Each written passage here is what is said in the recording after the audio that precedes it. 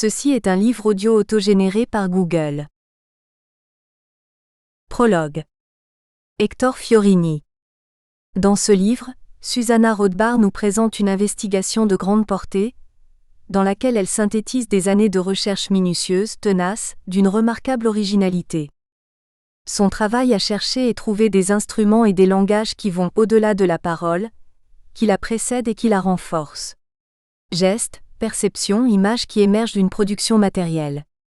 Nous assisterons à leur mise en jeu dans le dessin, la peinture, le modelage, le collage. Ces formes d'expression mobilisent des états affectifs primordiaux, liés à une sensibilité ouverte au matériel. Sensibilité faite de forme, texture, volume, couleur, rythme.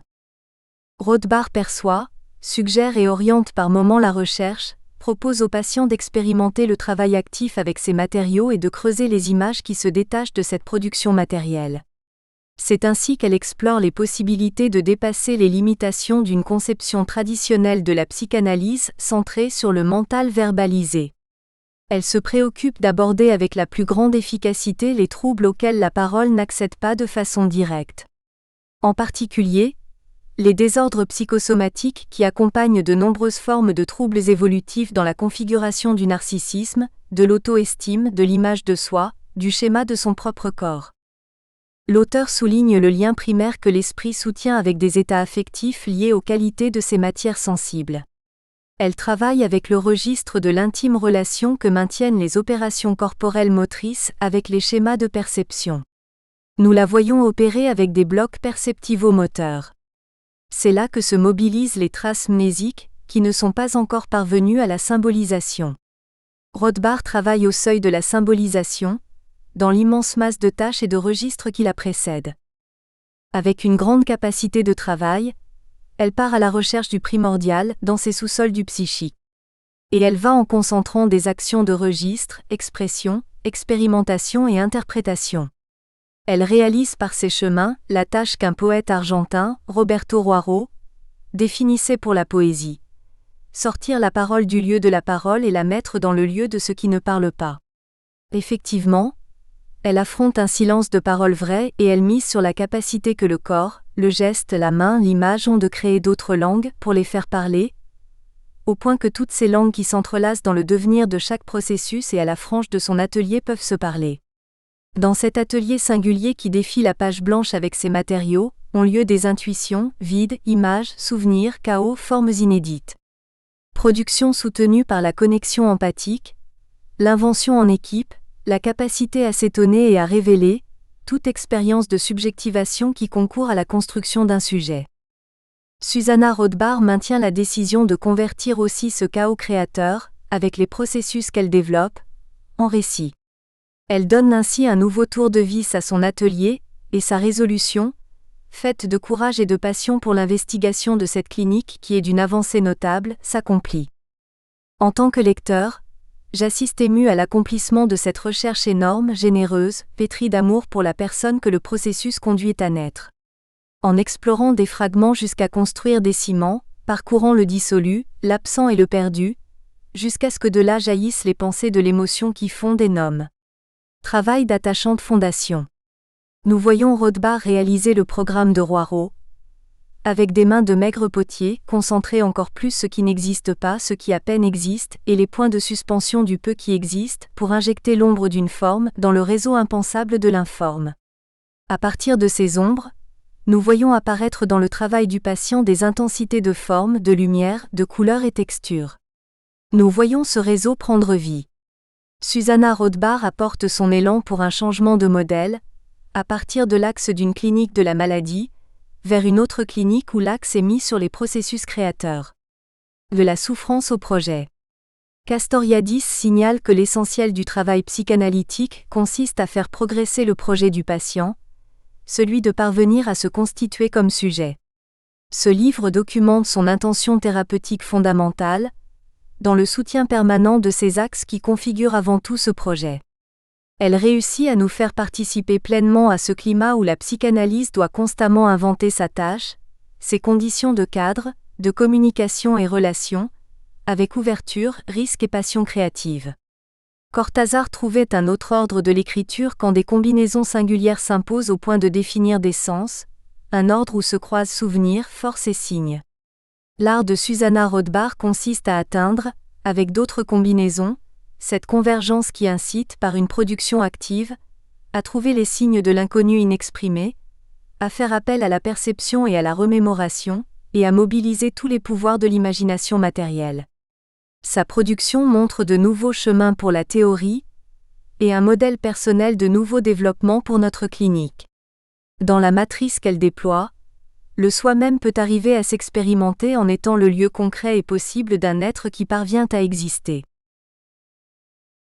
Introduction.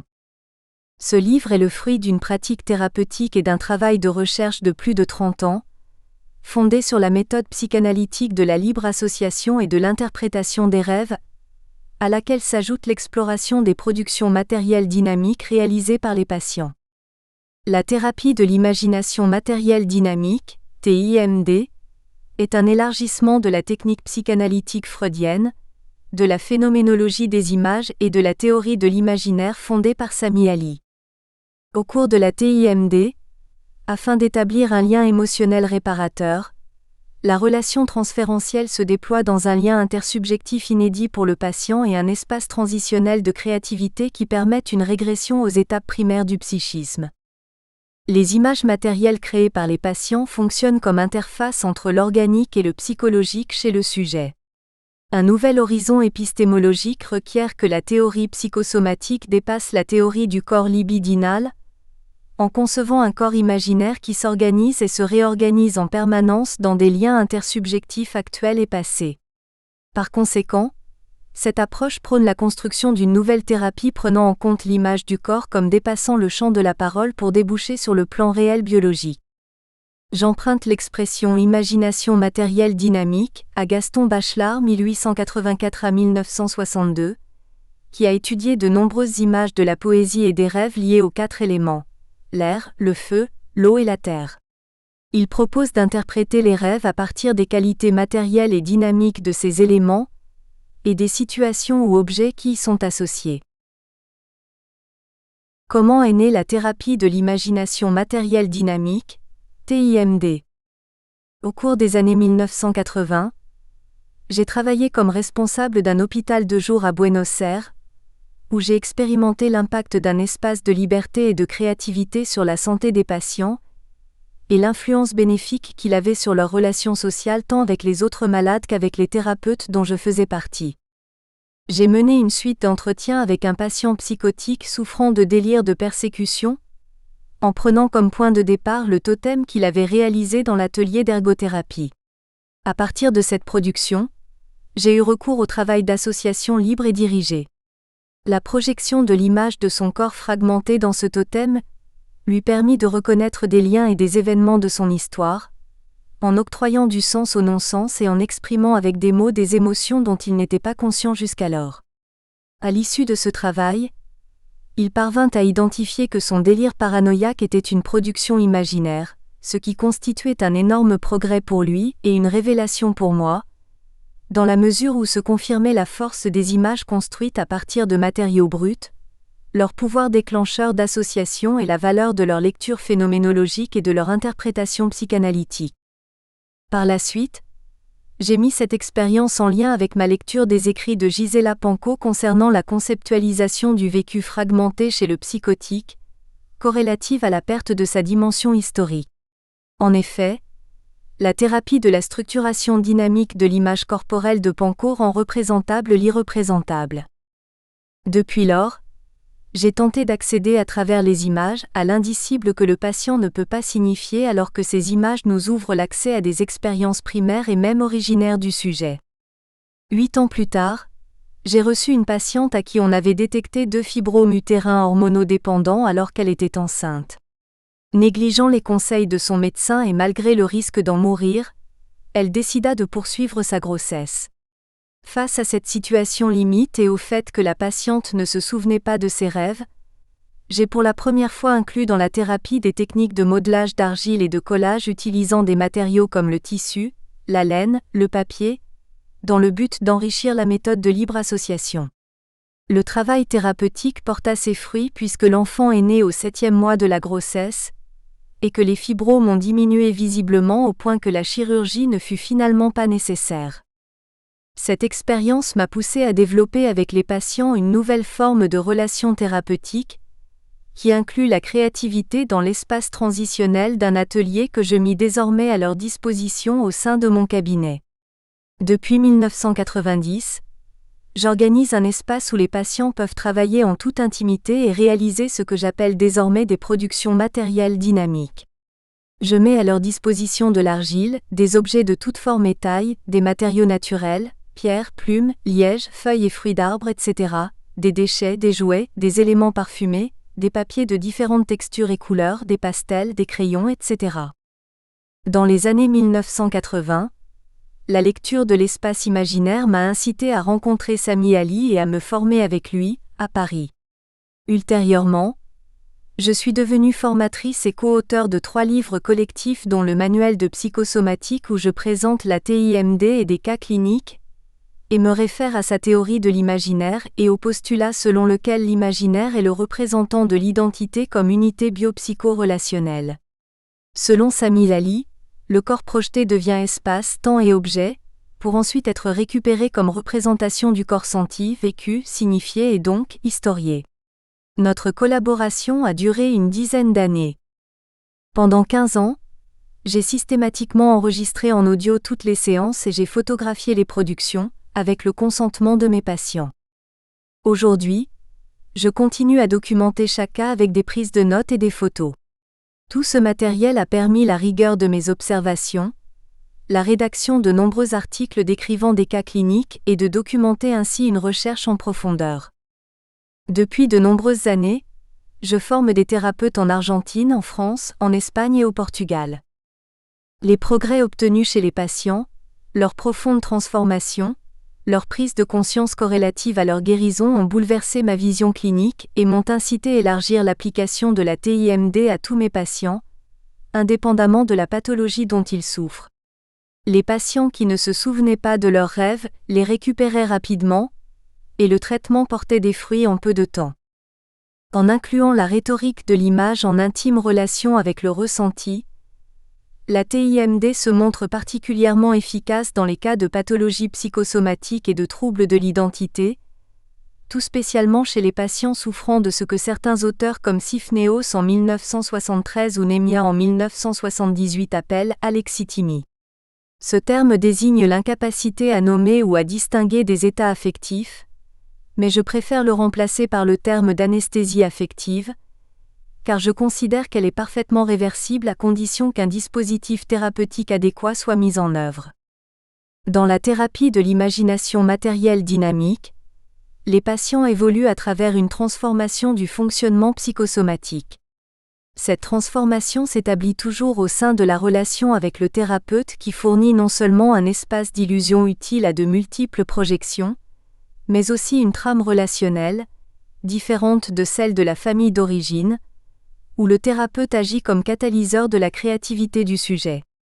La créativité modifie la connexion ontologique avec le corps et avec les rythmes, favorisant une position existentielle apte à l'organisation d'un projet de vie. Ce livre a tout d'abord été publié en Argentine. 5 ans plus tard, je le rédige en français dans une version actualisée. J'y expose les fondements théoriques de ma thérapie et plusieurs cas cliniques. Si par discrétion, j'ai changé le nom des patients et certaines données qui auraient pu les rendre reconnaissables, j'ai par contre retranscrit fidèlement toutes leurs paroles. L'imagination matérielle dynamique dans la TIMD. L'imagination matérielle dynamique est un état de conscience activé par les actions et les sensations qui naissent au contact de la matière lors d'une production esthétique. Les créations que réalisent les patients fournissent un matériel d'analyse qui transcende les limites de la parole et facilite l'accès à des situations de l'histoire de l'individu que la seule mémoire ne pourrait pas saisir. Les images matérielles des créations qui ont une texture, un poids, une couleur, une forme, une odeur, etc., permettent l'émergence de sentiments et d'émotions oubliés ou jamais exprimés. Certaines formes créées expriment des états de tension ou de détente, d'autres manifestent agressivité, inhibition, mouvements interrompus, confusion, etc.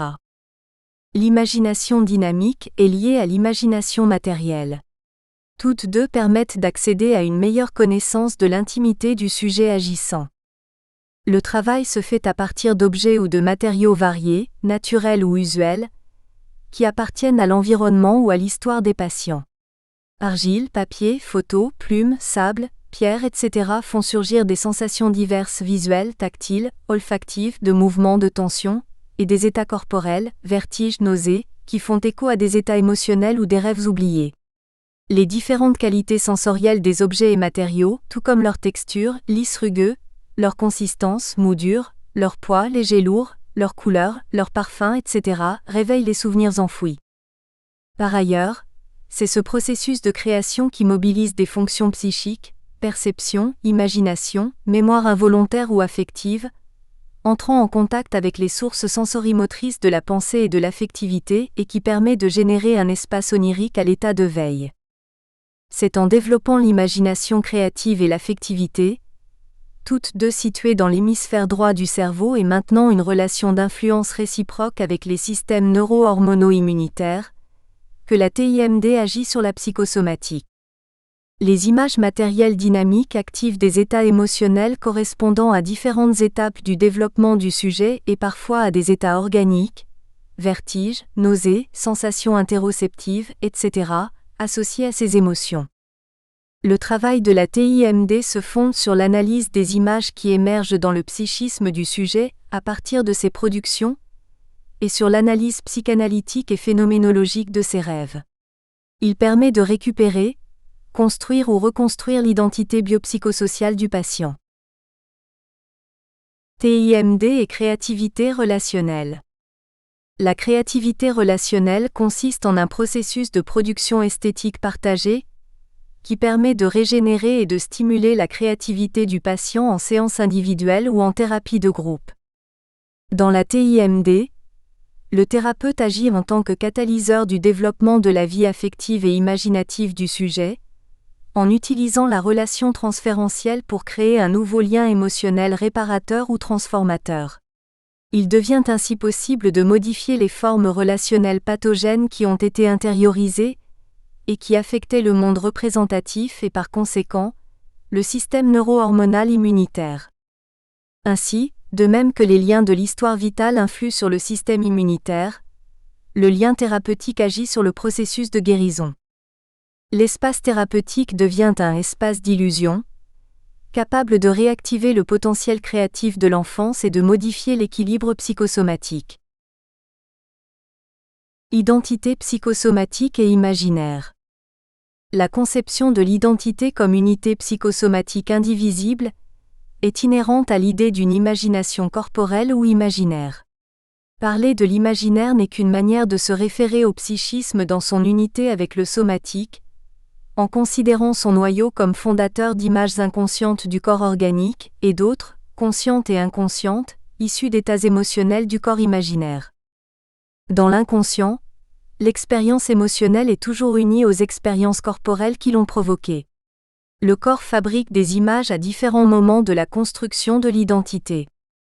Dans l'évolution de la pensée consciente, l'imaginaire se sépare du support corporel pour atteindre l'expression des sentiments, en les nommant et en les formulant en métaphores, métonymie ou analogie linguistique. L'affect, modelé par des images qui proviennent d'états corporels proprioceptifs et interoceptifs, et de la perception de personnes et d'objets ayant une valeur significative pour l'individu, appartient lui aussi au domaine de l'imaginaire. Ainsi, la mémoire et les affects se déploient en images conscientes et inconscientes, qui sont le substrat de la vie psychique. Le neurologue Damasio démontre que l'image fonctionne en tant qu'interface entre l'organique et le psychologique.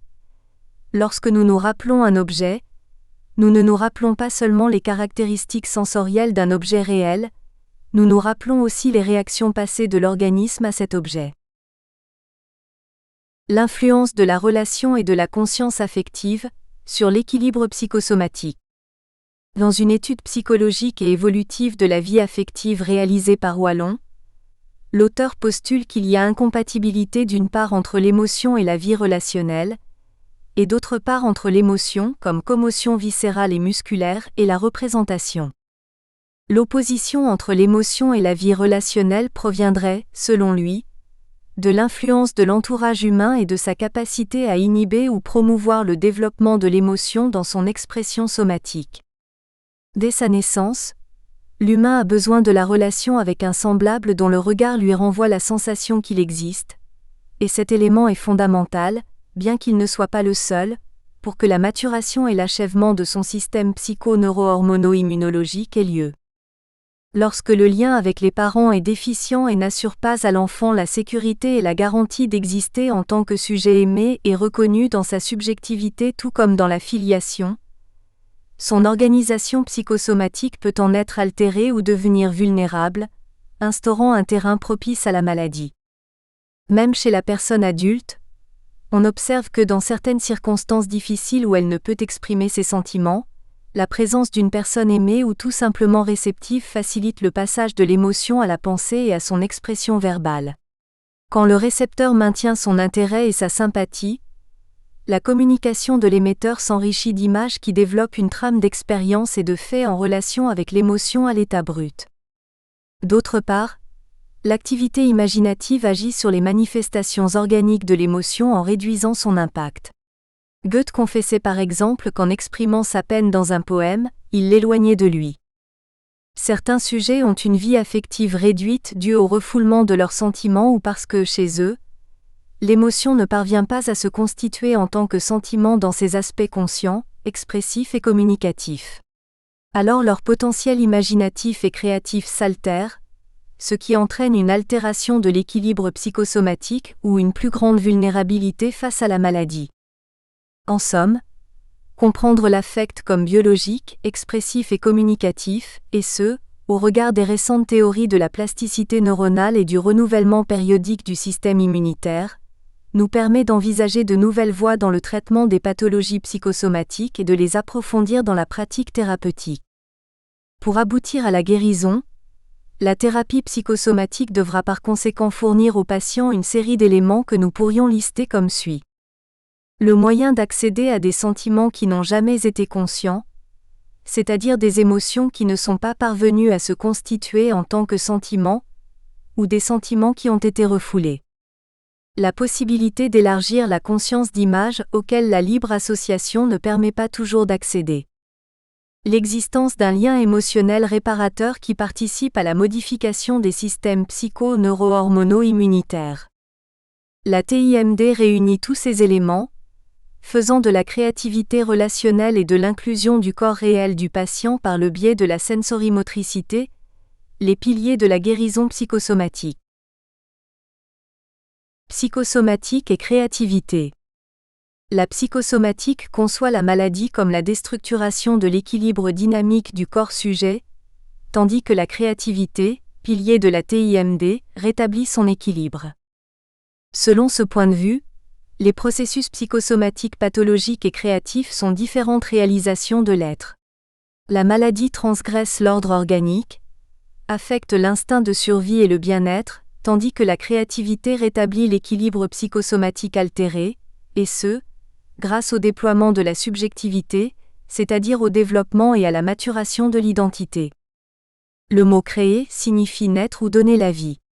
En ce sens, la TIMD met en place un processus créatif grâce auquel un individu peut naître à la subjectivité et réveiller certains aspects de sa vie psychique, en léthargie jusqu'alors. Chapitre 1. TIMD et vie représentative I. 1. Thérapie de l'imagination matérielle dynamique. L'évolution épistémologique de la psychanalyse a ouvert les portes à une recherche en profondeur sur le psychisme humain, grâce à la découverte d'une vie psychique inaccessible à la conscience et à la révélation du sens des rêves, considéré par Freud comme voie royale d'accès au psychisme. Dans le traitement psychanalytique, le travail du thérapeute a pour point de départ la libre association et le récit des rêves par le patient, ce qui rend prédominante la structure symbolique du langage. Au cours du travail clinique, on rencontre de nombreux cas de patients incapables de sentir, d'exprimer leurs sentiments ou de se souvenir de leurs rêves. Dans ce contexte, le travail classique de libre association n'est pas possible. La restriction de la conscience affective se manifeste aussi par des limitations de la fonction imaginaire et de la créativité. D'autre part, l'oubli des rêves empêche le travail sur le symbolisme qui aurait permis d'accéder à des contenus inconscients. Cependant, étant donné que les émotions sont toujours présentes, même inconsciemment, et que les sources à l'origine du symbolisme sont conservées dans les traces psychiques, une autre voie royale d'exploration est possible, différente du rêve. Elle provient d'une dynamique expressive non verbale, à savoir les créations matérielles réalisées par les patients, dans le cadre de la thérapie de l'imagination matérielle dynamique, TIMD. Les créations sont utilisées comme un déclencheur du discours associatif, et elles permettent la découverte ou la reconstruction d'une trame de significations inconscientes. Le travail thérapeutique, qui inclut l'exploration et l'élaboration de productions réalisées par les patients eux-mêmes, permet de recréer les sources perceptives et motrices de la vie imaginative à partir de son expression matérielle.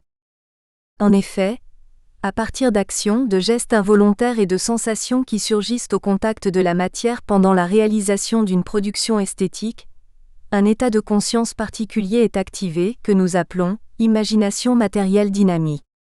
Les images matérielles ont une texture, un poids, une couleur, une forme, une odeur, etc. Et la trame de ces propriétés déclenche des impressions et des émotions chez le sujet qui les a créées. L'imagination est dynamique en deux sens.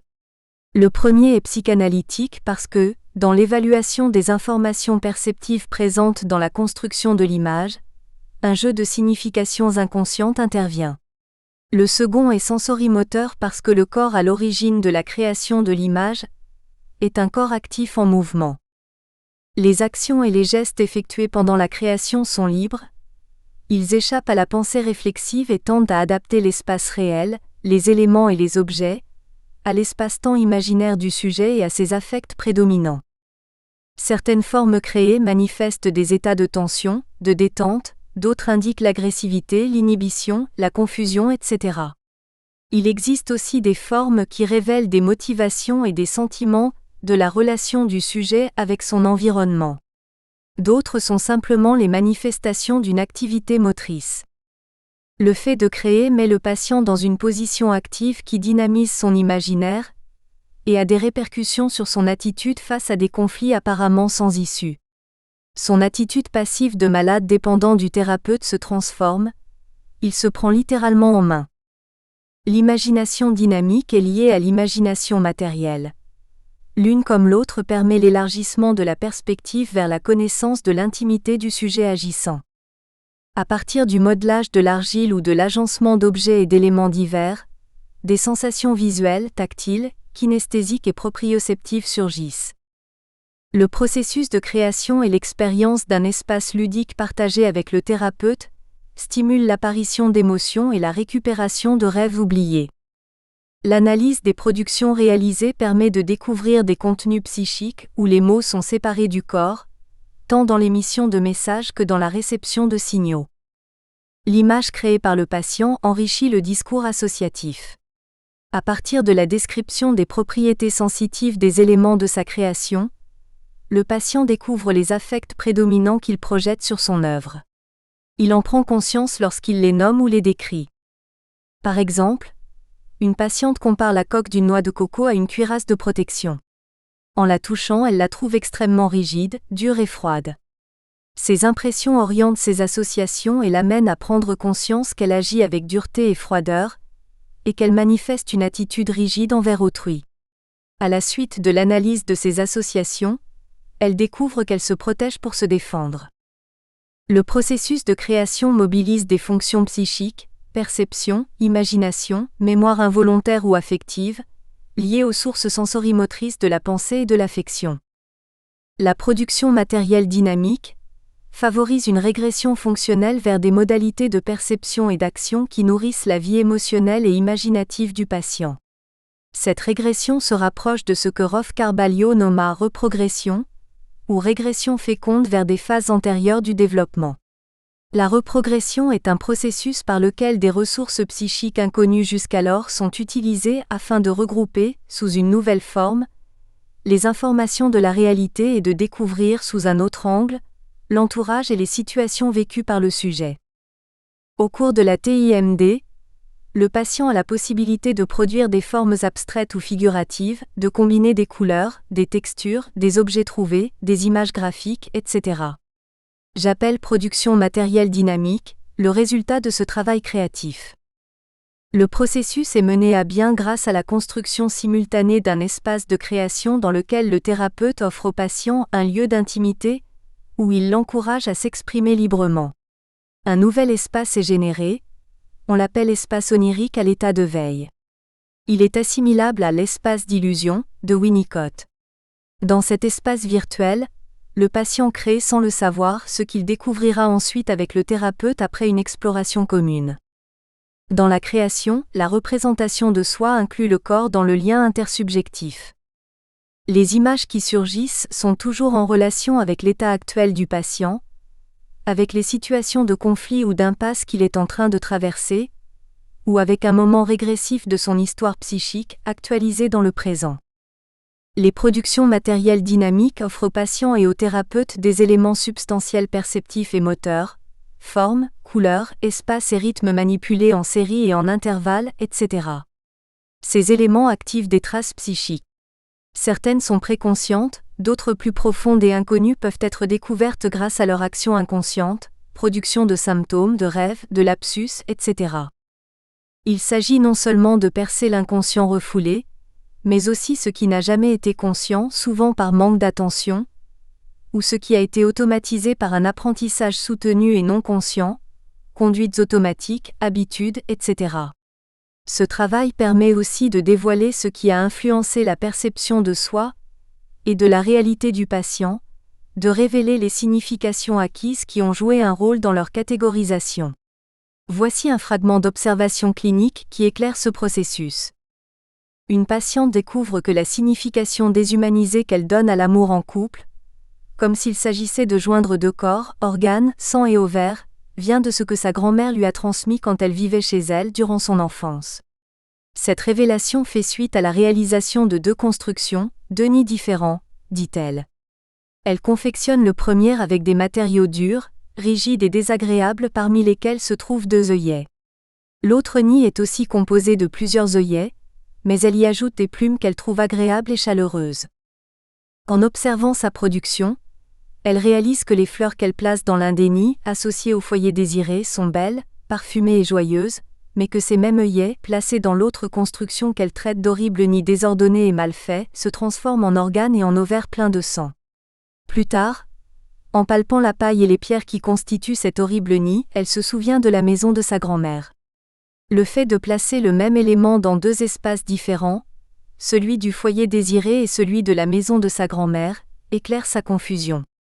La patiente découvre alors que l'amour qu'il a qualifié de déshumanisé correspond à la vision que sa grand-mère avait de l'amour et qu'elle lui a transmise durant son enfance. Les productions matérielles dynamiques déploient la fonction onirique. Tout comme le rêve tend à transformer l'affect en représentation, Sami Ali, 1974, la production matérielle induit la projection d'images qui expriment les affects et vécus corporels qui en découlent. La production matérielle dynamique joue le rôle d'un rêve éveillé auquel s'ajoute ici l'accès à la motricité. Les images naissent d'actions physiques et sont donc étroitement liées au schéma corporel du patient et donc aussi à sa mémoire corporelle, qui détient des souvenirs jamais remémorés auxquels la libre association n'a pas accès. 1.1. Approche de la méthodologie de la TIMD. Dans la méthodologie employée, deux approches s'alternent et s'entrelacent, la phénoménologie et la psychanalyse. L'approche phénoménologique porte sur les états de conscience. Elle part des questions posées au patient. Qu'a-t-il pensé, que s'est-il imaginé ou remémoré pendant la réalisation de la production matérielle dynamique? Que voit-il? Qu'imagine-t-il? Quelles impressions sensorielles, émotions et images lui viennent au contact tactile ou olfactif de l'objet? En phénoménologie, Husserl décrit plusieurs états de conscience, le point fulgurant ou contenu représentant l'image, le contenu représenté, le concept, l'imaginer ou le signifier, le halo actuel, l'ensemble des expériences immédiates, le halo inactuel, halo qui peut atteindre la conscience quand s'actualisent les rétentions et les protensions, autrement dit les possibilités. Le halo inactuel provient de l'inconscient actualisable. La dynamique de la production matérielle se rattache à ces différents états de conscience. Dans l'approche phénoménologique des productions matérielles dynamiques, on s'intéresse à ce qu'Husserl appelle les données objectives de la sensation, qui correspondent au dessin, au modelage, au collage, etc.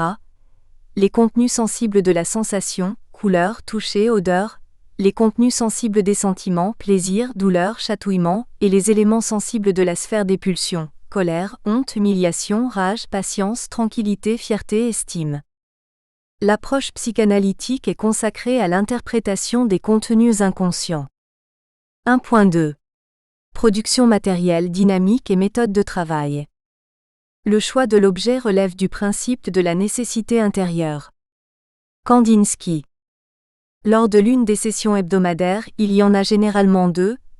Dans un environnement privé et intime, un atelier, le patient réalise un travail libre qui peut inclure le modelage de l'argile, un collage avec différents matériaux recyclés, carton, fils, laine, tissu, débris, objets, jouets, etc., ou naturels, fleurs séchées, coton, sable, pierre, etc. Il réalise aussi des formes, construit des figures avec des matériaux parfois aromatisés, bois, fil de fer ou carton par exemple. Le processus de production et d'élaboration compte 3 étapes. 1.2.1. Travail solitaire du patient en atelier, espace de jeu et de rêverie. Phase de sélection de matériaux et d'objets à utiliser. La consigne est, dans la mesure du possible, de réfléchir le moins possible, de ne suivre aucun plan prédéfini, ni dans le choix des matériaux ni dans la construction, de se laisser guider par son intuition, ici et maintenant. Une fois installé dans l'atelier, il est demandé au patient de regarder autour de lui et de prendre les matériaux et les objets qui l'attirent ou le révulsent comme s'il s'agissait d'une rencontre fortuite entre lui et l'élément. Cette première phase réunit des caractéristiques comparables à la rêverie ou à l'activité ludique de l'enfant. Avec une attention distraite, le patient attend le moment où l'un des matériaux l'appellera, le captivera ou produira chez lui une sensation de rejet. La chose la plus futile peut se transformer en un objet important. Le regard se fixe sur une couleur, sur une forme, sur une texture et la main tâte la douceur ou la dureté, le chaud ou le froid. Durant ce processus, le patient se laisse porter par un vague appel de ce qui, sans le savoir, représente une part de lui ou de son histoire. D'un coup d'œil, il embrasse l'objet ou l'élément comme le fait l'enfant qui joue ou qui regarde une vitrine, sans aucune analyse ou idée préalable. Le patient a l'occasion de vivre une expérience libre et ouverte, au service de la manifestation de ses pulsions créatrices, comme l'expliqua Winnicott, 1971, en référence au jeu d'enfant. Dans le choix des éléments et dans leur organisation spatiale, la projection de soi, dont on parlera plus tard, se déploie sur 3 niveaux. Celui de la perception, de la représentation et de l'action. Le sujet se projette dans l'objet qui le sollicite et s'identifie à lui. Autrement dit, à cet instant, le sujet est l'objet, mais c'est aussi le sujet qui s'approche pour le toucher, le situer, l'utiliser. Souvent, le choix d'un élément et son association nous indiquent la position subjective du patient dans l'espace dedans-dehors. Une patiente, Noémie, choisit une plume, légère et volatile, comme symbole présentatif de son attitude psychique face au manque de sens et de but dans sa vie. La légèreté de la plume est comparée à cette attitude. La patiente associe « Une plume, ça va dans n'importe quel sens selon la direction du vent, ça me rappelle les plumes du bandeau d'un déguisement d'Indien de quand j'étais petite. » Depuis toute petite, Noémie avait caché son caractère espiègle derrière une attitude de petite fille sage. Par la suite, il s'est avéré que la sensation de légèreté était associée à un sentiment de futilité engendré par le refoulement de ses motivations et de sa véritable nature, méprisée et interdite par sa mère qui ne les trouvait acceptables que chez les garçons. Par la production matérielle, dans une régression fonctionnelle et encadrée, la sensation de légèreté réapparaît, projetée sur l'objet choisi. Noémie prend conscience de son sentiment d'être nulle. Après le choix des matériaux ou des éléments de travail, le patient entre dans la seconde phase de la première étape, espace de jeu ou de rêverie. Phase du faire, développée dans ce qu'on a appelé espace de jeu ou de rêverie. À partir des matériaux recueillis, Il est demandé au patient de les agencer de façon à pouvoir transporter sa production auprès du thérapeute.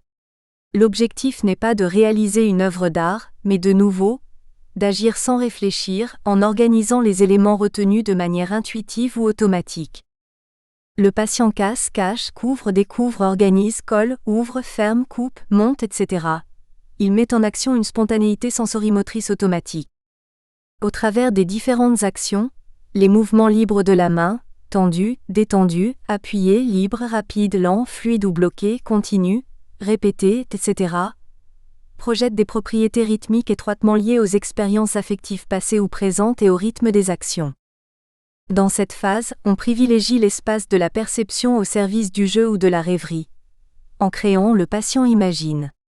Ce sont les sensations visuelles, tactiles, olfactives et auditives, dans le cas des matériaux qui émettent un son lorsqu'on les manipule, qui prédominent. Les propriétés sensibles de la matière, forme, couleur, poids, densité, etc., fonctionnent comme support factuel des perceptions tactiles, thermiques, synesthésiques, visuelles et olfactives, et invitent à un dynamisme dans les actions conscientes ou automatiques. Le mouvement est intégré à l'espace de la perception. Les actions projetées dans l'espace paraissent fortuites, alors qu'elles possèdent en réalité une valeur signifiante. Le choix, la transformation et la combinaison intentionnelle des matériaux obéissent à une causalité inconsciente. La motricité a lieu dans un espace organisé par le fantasme. Une patiente construit un abat-jour en carton et sur une de ses faces, elle colle un plastique qui recouvre un dessin. Photo 1. Matériaux utilisés, plateau rigide en plastique, carton, peinture, bande de papier, plastique à bulles. Pendant la session, alors qu'elle raconte ce qu'elle a réalisé dans l'atelier, elle soulève le plastique comme s'il s'agissait d'un rideau, puis elle associe. Ce matériel était là depuis longtemps, mais je ne l'avais jamais choisi. Aujourd'hui je l'ai palpé, touché, puis j'ai confectionné le rideau. J'ai adoré détruire toutes les bulles. Il y a beaucoup de rage en moi. Le rideau qui cachait les dessins m'a rappelé que petite, ma mère me cachait, me faisait disparaître. Ça me met très en colère. Dans les actions de presser et de faire exploser les bulles du plastique avec lequel elle confectionne ce qu'elle appelle un rideau, un sentiment d'hostilité envers sa mère apparaît, refoulé jusqu'alors et devenu conscient. L'agressivité refoulée oriente son attention et sa sélection perceptive vers un matériel lui permettant de décharger son agressivité par une action motrice. 1.2.2 Description et association dans le travail avec le thérapeute. Le patient apporte la production matérielle qu'il a confectionnée quelques minutes auparavant. Il raconte ce qu'il a fait, pensé ou imaginé au moment du choix des matériaux et de la production. Ensuite, il change de point de vue et observe sa production comme s'il la voyait pour la première fois, en décrivant ce qu'il voit et imagine. Les associations sont en partie libres et en partie dirigées par les questions du thérapeute qui cherche à découvrir des liens significatifs entre les propriétés des éléments qui composent l'ensemble et leur relation dans l'espace. Le thérapeute pousse le patient à regarder, à toucher et à sentir les éléments qui composent la production et simultanément, à associer librement les propriétés formelles, taille, couleur, etc., sensorielles, texture, arôme, brillance, etc., spatiales, en haut, en bas, à gauche, à droite, et rythmique, quantité, répétition, etc., qu'il découvre dans sa production. Ensuite, on reprend l'exploration des sens en laissant cette fois-ci libre cours à l'imagination. On constate souvent que cette nouvelle perception de la production matérielle, en présence du thérapeute, ne coïncide presque jamais avec ce qui a été perçu au moment du choix des matériaux et de la création. Tout ce processus permet d'avancer dans la chaîne associative. 1.2.3 Analyse formelle, matérielle et rythmique de la production et des composants cognitivo-affectifs du discours associatif. Interprétation herméneutique ou psychanalytique. Au début de l'exploration des formes, des matériaux, des images et des différents composants esthétiques, le thérapeute intervient pour inciter le patient à découvrir et à produire des signes, des analogies, des similitudes et des isomorphismes. Ces derniers réveillent des émotions, des images du présent et de l'histoire du patient ainsi que des gestes significatifs, parfois difficiles à remémorer ou à exprimer en mots. Ensemble, thérapeute et patient étudient ensuite la relation entre l'espace de la perception et celui du fantasme, entre le présent et le passé, entre le moment de la production où le patient est acteur et celui de l'observation où il est spectateur. Le patient, créateur et spectateur, se projette dans sa création. Le thérapeute, spectateur à l'écoute, détecte, range et relie les symboles présentatifs et représentatifs ainsi que leurs significations qui surgissent du travail associatif.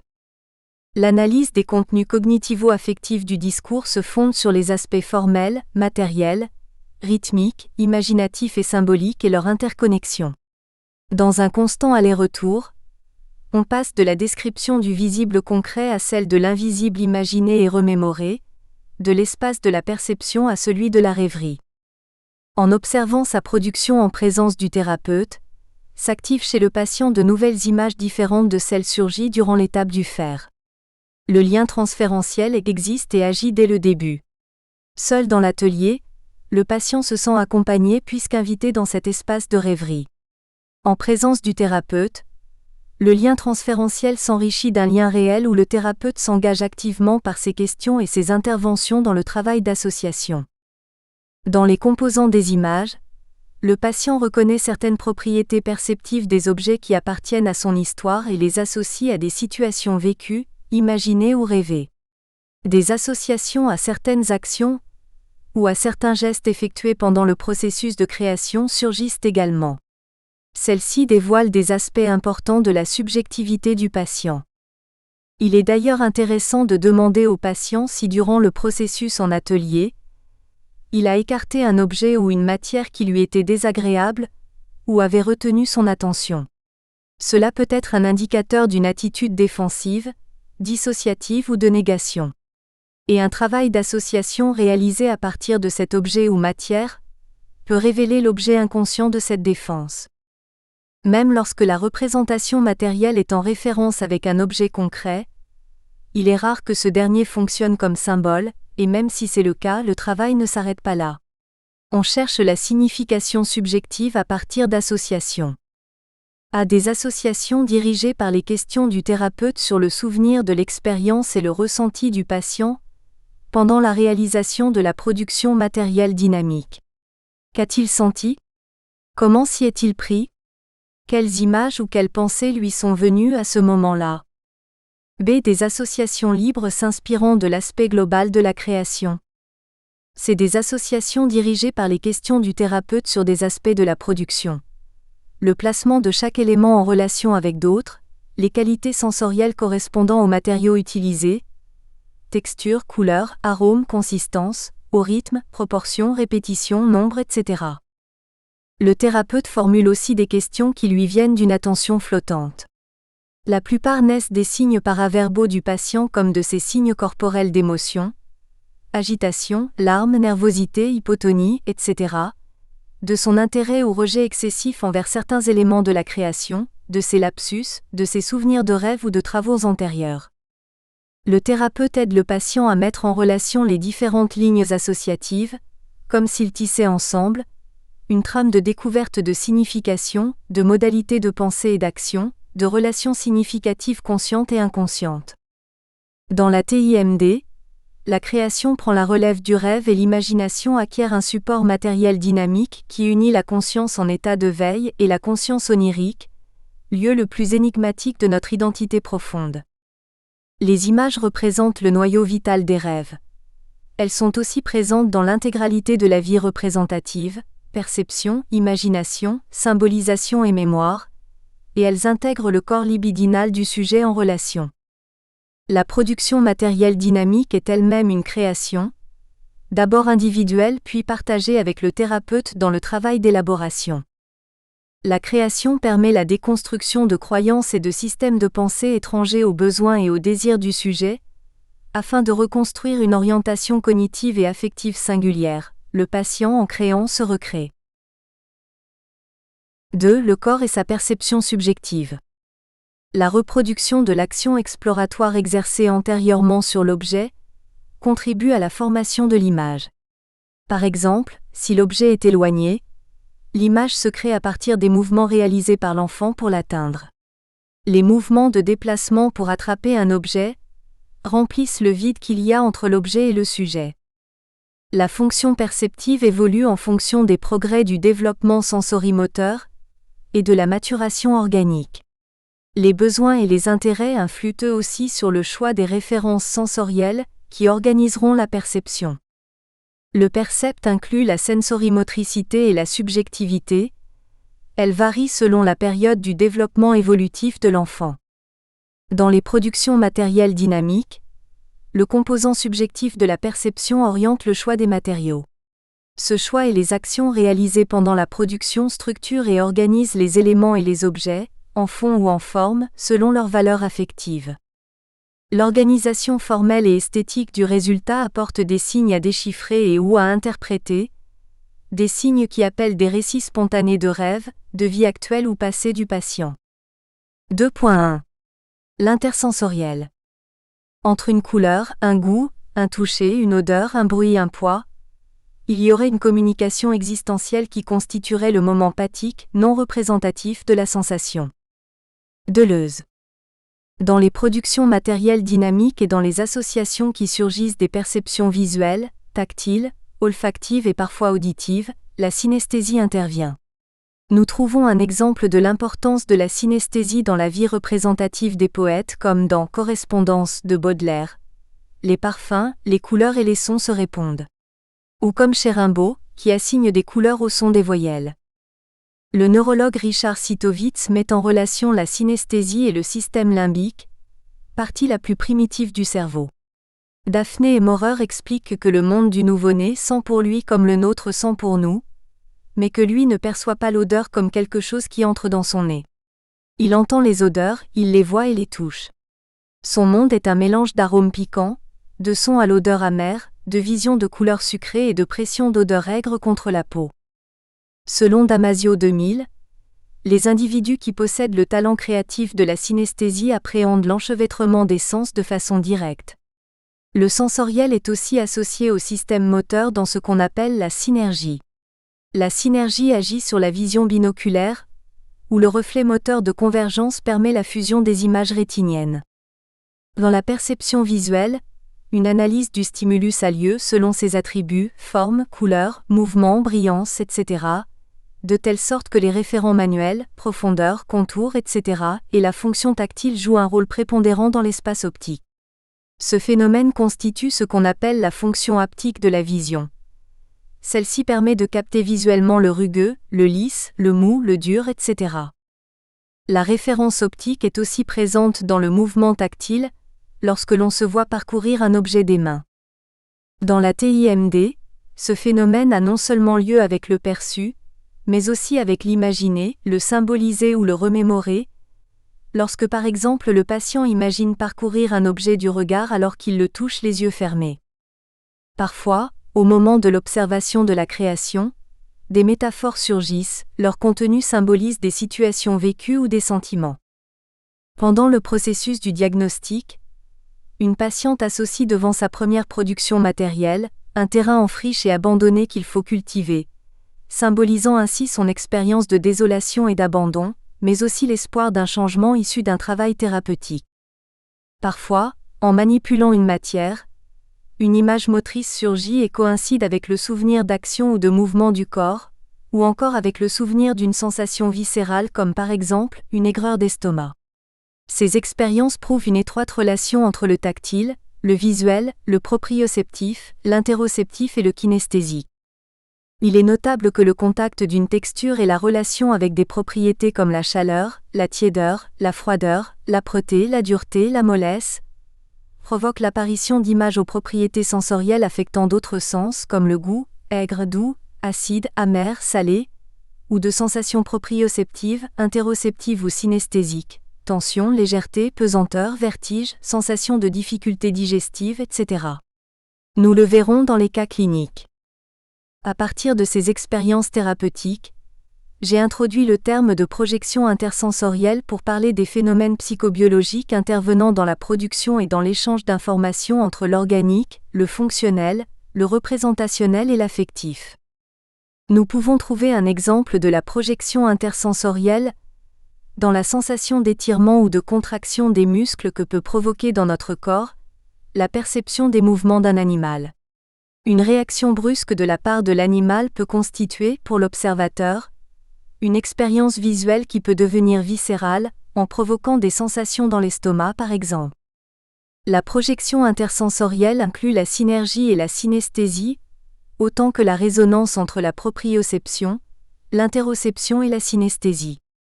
Le concept de projection intersensorielle élargit celui de projection sensorielle que Sami Ali formule à partir de la vision binoculaire. La projection sensorielle est l'objectivation de la perception sensorimotrice dans les images. Comme la projection intersensorielle, elle fait partie du fonctionnement d'un sujet. Toute personne peut écouter des couleurs, voir des sons et comprendre Rimbaud qui parle de la voyelle A, comme noir corset velu des mouches éclatantes. Teresa, patiente atteinte d'un cancer, réalise la production suivante. Photo 2. Matériaux, pâte à modeler, plumes, branches et fleurs séchées. Pendant l'observation, elle associe. Je me souviens d'un poème. Les parfums, les couleurs et les sons se répondent. Le jaune me fait penser à quelque chose d'ensoleillé, le parfum est évident et avec la musique, je peux imaginer l'hymne à la joie. Teresa se souvient des collages qu'elle faisait quand elle était petite et alors qu'elle sent le parfum du matériel utilisé, copeaux jaunes aromatisés, elle évoque son enfance. Je me rappelle que quand j'étais petite, j'aimais beaucoup les petits anges. Je racontais à ma tante que je rêvais de petits anges. Elle me demandait ce que m'offraient les petits anges et je lui répondais « de la soupe et de la citrouille ». Ça m'étonne parce qu'enfant, je détestais la soupe et la citrouille. J'aimais beaucoup les petits anges, et je ne comprends pas pourquoi ils me donnaient des choses que je n'aimais pas. Je rêvais aussi de quelque chose qui me faisait peur, c'était une espèce de figure immobile et menaçante. Je ne sais pas pourquoi mais je l'associais avec un roi mage. J'ai bu le biberon jusqu'à mes 4 ans, mais quand le médecin m'a dit que si je continuais à boire au biberon, il allait me pousser une tête de vache, je n'ai plus jamais bu de lait. La couleur m'évoque quelque chose d'ensoleillé. Le parfum me rappelle la musique. J'aime la musique. Ce travail me paraît joyeux, ce n'est pas triste. Je ne suis pas dépressive. Quand je suis seule, je suis bien. Je m'occupe avec un livre, j'écoute de la musique, je n'ai pas besoin de beaucoup de stimulation extérieure. Je suis tranquille, je ne suis pas nerveuse, un peu anxieuse peut-être, mais par rapport à ma famille qui était l'anxiété incarnée, je suis une merveille. Celles qui sont toujours déprimées, ce sont ma sœur et ma mère. La patiente est perturbée par un médecin qui lui a annoncé une dépression subjacente au cancer. Pendant le traitement, nous découvrons un problème d'identité qui la pousse à se comparer à sa sœur ou à sa mère. Dans la production matérielle dynamique du diagnostic, une disposition à l'art et au plaisir de l'esthétique transparaît déjà. Pendant son enfance, pourtant, l'expérience d'une conjonction entre le plaisir et la punition prédominait, lorsqu'elle rêvait d'un roi mage menaçant ou de petits anges qu'elle aimait, mais qui lui donnaient à manger ce qu'elle détestait le plus.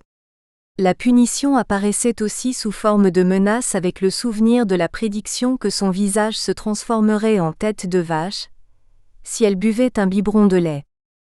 Spectatrice de sa propre production, la patiente l'associe à T. Quelque chose qui vole. Thérapeute, vers où? T. Vers le soleil peut-être? J'espère qu'il ne va pas faire comme Icare. Thérapeute, vous craignez d'être comme Icare? Vous souvenez-vous de ce conte? T. Oui, Icare voulait voler et il s'est construit des ailes, il les a collées avec de la cire et quand il a volé si haut qu'il s'est trop approché du soleil et que la cire a fondu. Alors il est tombé, il s'est écrasé par terre et il est mort. J'ai peur qu'il m'arrive la même chose qu'à ma mère. Elle a eu des métastases, c'est pour ça que je fais attention à moi. J'ai peur de ressembler à ma mère. Je me souviens que quand j'étais petite, je détestais les gens qui me disaient que je ressemblais à ma mère. Ma mère est très bizarre. Moi j'aime bien inventer les repas, j'y mets de l'imagination et de l'inspiration, je n'aime pas cuisiner par obligation. La production matérielle dynamique et les associations font apparaître autant de signes du potentiel imaginatif et créatif de la patiente, que de sa crainte de la punition et de la folie. Cette crainte est due à sa confusion avec la figure maternelle. La projection intersensorielle et son élaboration dans le processus thérapeutique dévoilent un état affectif complètement différent de celui de la dépression diagnostiquée. La joie que la patiente associe au sensoriel, parfum et couleur, contient l'image de quelque chose d'ensoleillé. Cette image est la projection de sensations corporelles de bien-être, chaleur et vitalité. L'élaboration de la production matérielle dynamique permet d'accéder de façon immédiate, au cours du processus du diagnostic, à une problématique issue de l'enfance, liée à la punition du plaisir et à la confusion entre désir et interdiction. Le désir de voler, être imaginative et créative et d'aspirer à un désir, le soleil, déclenche chez elle une peur similaire à celle de son enfance face à ce qui lui apportait satisfaction et plaisir, les petits anges qu'elle aimait et qui lui donnaient en rêve de la soupe à la citrouille. Dans l'interprétation psychanalytique, la référence au vol et au soleil peut contenir une signification sexuelle oedipienne, comme référence à l'excitation face à la figure paternelle, mais le contexte de signification et la façon dont se déroule le traitement attestent de la prédominance d'une relation préédipienne aliénante avec une mère menaçante face à toute situation ludique ou agréable. Dans la production, nous pouvons observer la prédominance de la couleur orange autour de l'ange, identifiée à quelque chose d'ensoleillé, agréable, la même couleur que celle de la citrouille offerte par les petits anges des rêves. Après 2 ans de traitement, Teresa commence à réaliser un travail créatif qui la rend heureuse. Elle remet de l'ordre dans les priorités de sa vie. Son cancer ne récidive jamais. Un autre patient, Eduardo, atteint d'asthme, choisit de travailler avec du liège blanc. Léger, blanc mou. Il l'associe à la laine avec laquelle il jouait fréquemment dans son enfance. À ce moment-là, le patient commence à éternuer de façon répétée et inexplicable. Il se souvient qu'enfant, il vécut une crise d'asthme en jouant à la campagne, dans le grenier où son père stockait la laine. C'était sans doute une allergie à la laine. Avec les garçons, on sautait et on jouait. Quand je courais, c'était la même chose, je m'étouffais. J'ai toujours cette sensation.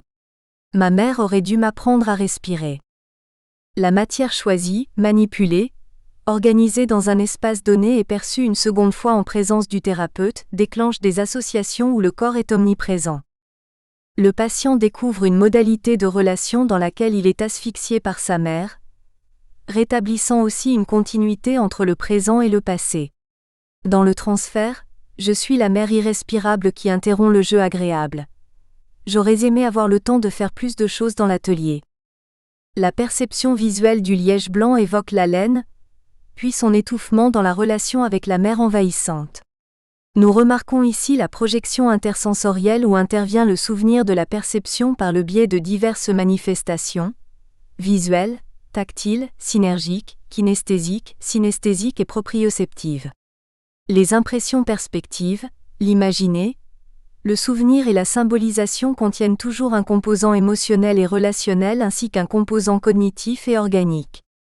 Dans sa production, Sergio, un autre patient, utilise la même matière qu'Eduardo. Il dessine l'intérieur d'une maison, associée à celle de son enfance. Sur le dessin, il colle un bout de liège blanc. Photo 3. Tout comme Eduardo, Sergio associe la texture molle et la couleur blanche à quelque chose d'agréable et d'étouffant à la fois. Il compare la matière à la froideur dont il pense faire preuve dans ses relations amoureuses, amicales et familiales. Après avoir décrit ce qu'il perçoit et imagine, il commence à penser que cette froideur peut être due à l'interdiction de parler de ses sentiments que lui avait faite sa mère. La perception et l'utilisation de la matière en elle-même ne sont pas les seules causes de cette reconnaissance. Sa place dans l'espace du dessin contribue aussi à rappeler des souvenirs de sensations corporelles ressenties en compagnie de sa mère.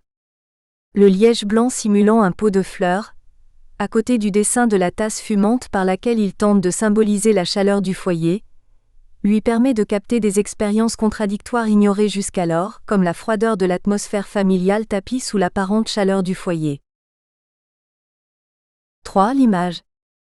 Pour Sartre, l'image est un acte qui vise dans sa corporéité, un objet absent ou inexistant, à travers un contenu physique ou psychique qui ne se donne pas en propre, mais à titre de représentant analogique de l'objet visé. L'image, unité de base de la vie représentative, est composée d'objets de l'environnement et d'un ensemble d'attitudes perceptives, motrices et affectives, surgissant de la trame biopsychosociale d'un sujet. Il existe des images dans la conscience. Nous espérons que vous avez apprécié cet aperçu. Pour continuer à écouter ce livre audio sur Google Play Livres, utilisez le lien dans la description de la vidéo.